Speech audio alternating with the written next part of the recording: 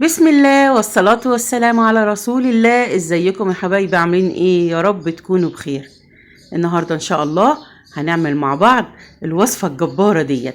هنعمل الفراخ التكة بطريقة سهلة وبسيطة واقتصادية ان شاء الله.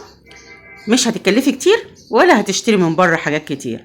هنعمل جنبها كمان الصوص الهندي اللي بيتقدم جنبها في اشهر المطاعم واللي بندور عليها علشان خاطر الصوص ده، وكمان شوية رز أبيض، وهتبقى أكلة في منتهى الجمال. غدا عشاء هتعجبك جدا جدا جدا، مش هيختلف عليها اتنين في البيت. ديت الفراخ اللي أنا مجمعاها في كيس عبارة عن دبابيس. حتى لو حابة تعمليها بفرخة كاملة عادي جدا، الوصفة هتبقى في منتهى الجمال. أنا كنت مجمعة الدبابيس ديت ولسه موجودة عندي من رمضان، خرجتها وحبينا إن احنا نعمل مع بعض الوصفة الجميلة دي. أنا قبل ما بحط الفراخ في الكيس، بعد ما بغسلها بنقعها في ميه وخل وملح. بعد كمان ما بطلعها من الفريزر برجع تاني انقعها في ميه وخل وليمون وملح كمان زي ما انت شايفه. بنقعها حوالي نص ساعه وبعد كده بخرجها على طول اصفيها، ونبدأ بقى نشتغل في التتبيلة الجميلة اللي هتخلي الفراخ بتاعتي في منتهى الجمال. والله التتبيلة دي لما تعمليها هتعجبك جدا بإذن الله، وهتعتمديها وبإذن الله مش هتغيريها في أي مشويات، هتعجبك خالص. طيب حطينا 2.5 كوب من الزبادي وهنضيف عليهم البهارات الجميلة ديت: ملح وكزبرة وجنزبيل، فلفل أسمر، كمان حطينا 4 فصوص من الثوم، حطيت 7 بهارات، شطة، معلقة من الكمون، جنزبيل، كاري، وكمان حطيت صلصة. الصلصة دي أنا كنت عاملاها معاكم من حوالي سنة، ده كان آخر معلقتين في آخر برطمان موجود عندي. لو حابة ترجع لي الوصفة شوفي الجمال بتاعها وفي منتهى الجمال زي ما هي طازة ازاي. والله ديت اللي أنا عاملاها في البيت، يعني واضح من البرطمان إن أنا مش مشترياه، ده أنا عاملاه ومن سنة كمان، يعني بقالي أكتر من سنة ما عملتش صلصة. هحط لك اللينك بتاع الفيديو لو حابة ترجعي له. حطيت معلقتين من الصلصة وكمان معلقتين من الكاتشب، حطيت او هحط ربع كوباية من الزيت، بشر ليمونة وعصير الليمونة كمان. هنقلب بقى كل الجمال ده كده مع بعضه، وطبعا هتحط لها الملح بالمقدار المناسب لانك انت بتدوقي وتشوفي كده الحياء بتاعها. هنقلب كل الجمال ده مع بعضه وبعد كده هننزل بالفراخ بتاعتنا فيه. لو بيتيها ليلة هتبقى في منتهى الجمال. كمان حتى لو مستعجلة، والله أنا عملتها وكنت مستعجلة يعني ما بيتهاش، سبتها حوالي من نص ساعة لساعة في التتبيلة، تحفة جميلة جدا جدا جدا. هنا أنا فرمت الثوم وحطيته على الوصفة.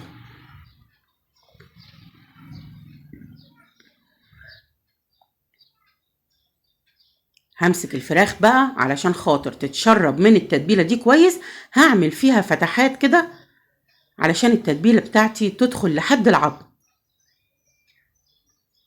هنفتح بقى الكمية كلها زي ما انت شايفة كده،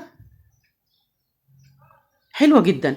انا عندي الولاد مش بيقبلوا قوي في الصيف بالذات على ان انا اعمل حاجات بتسبيكات وصلصات زي المحاشي والحاجات اللي بتتسبك، مش بيقبلوا عليها، لكن بيحبوا الحاجات الخفيفة اللي زي كده، بتبقى جميلة. يعني بيحبوا الكنتاكي، بيحبوا التكة، بيحبوا الشاورما، الحاجات دي بتقبل عليها قوي الأطفال في الصيف كمان بالذات. هنحط الفراخ بتاعتنا زي ما انت شايفة كده، وهنحاول ان احنا نقلبها كويس جدا في التتبيلة، وهنغطيها ونركنها لحد ما نعمل الصوص الجبار اللي لو عملتيه مش هتبطليه ابدا. بصراحة انا من الناس اللي ما كنتش بقتنع بان انا اضيف النعناع في الوصفات بتاعتي. يعني خلاص انا النعناع معتمدة بصراحة، لو انا هغليه لوحده للاولاد، لو انا هضيفه على شاي، لكن ما جربتش ان انا احطه في وصفات، وكنت قلقانة جدا وانا بعمل الصوص ده. بس بصراحة يعني حبيت اخد التجربة واجربه واشوف الدنيا ايه، في منتهى الجمال والله العظيم في منتهى الجمال. التتبيله بقى عباره عن ايه؟ ضمتين من الكزبره، وعليهم كمان معلقتين من النعناع. لو انت عندك نعناع اخضر هتفرميه معاهم، ما عندكيش وعملتي زي كده، انا خدت ضمه من النعناع اللي انا بجففه للشاي وطحنتها بايديا كده وضفتها. 4 فصوص من الثوم، بشر ليمونه والعصير بتاعها كمان، وهحط حوالي ربع كوبايه من الميه عشان بس امشي الكبه بتاعتي.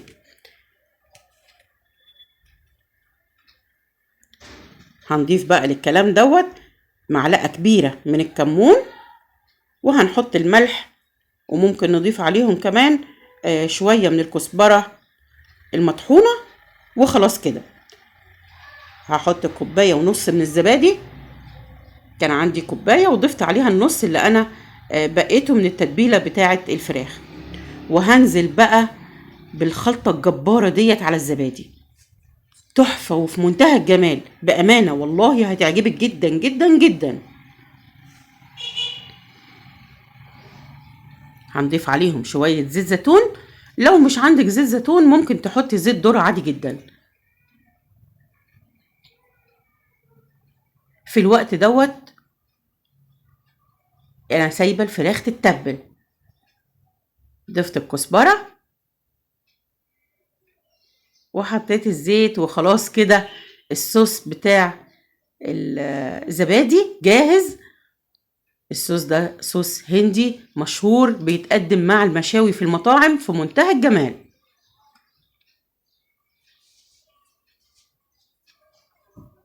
هنركنه بقى على جنب لحد ما نخلص الوصفة بتاعتنا النهاردة.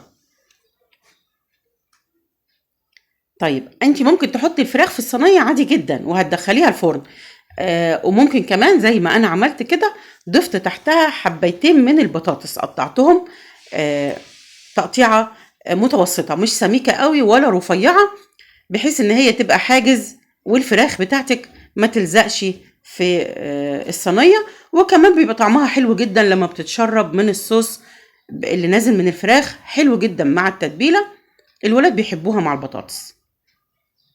حطيت عليهم بس اقل من ربع معلقة من الملح الابيض، وحطيت فلفل اسمر بس، ما زودتش اي حاجة تاني اكتر من كده. وهبدأ ارص الفراخ بتاعتي في الصينية بقى بالطريقة الجميلة ديت، وعلى طول هدخل بيها على الفرن علشان تستوي. هنرص الكمية كلها، وطبعا التتبيلة بتاعتنا هنضيفها كمان على الصينية، مش هنتخلص منها، بالعكس دي بتدي طعم جميل جدا جدا للوصفة، وكمان الصوص بتاعها بيبقى حلو خالص. كده غطيناها كلها، وهنبدأ بقى نغطيها بفويل وندخلها الفرن حوالي 45 دقيقة.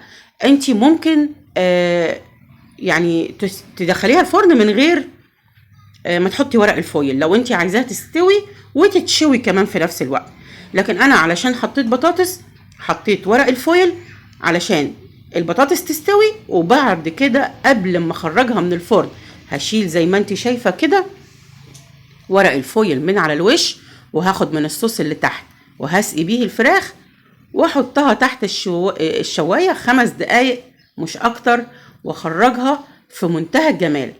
عملت جنبها على بال ما تتحط تحت الشواية هعمل الرز الابيض، رز اللي في معلقتين من السمنة، واول ما يتفلفل كده معاكي هتضيفي عليه مية بتغلي، ملح، وورقة من مرقة الدجاج الفورية، وكده يبقى الرز جاهز معاكي.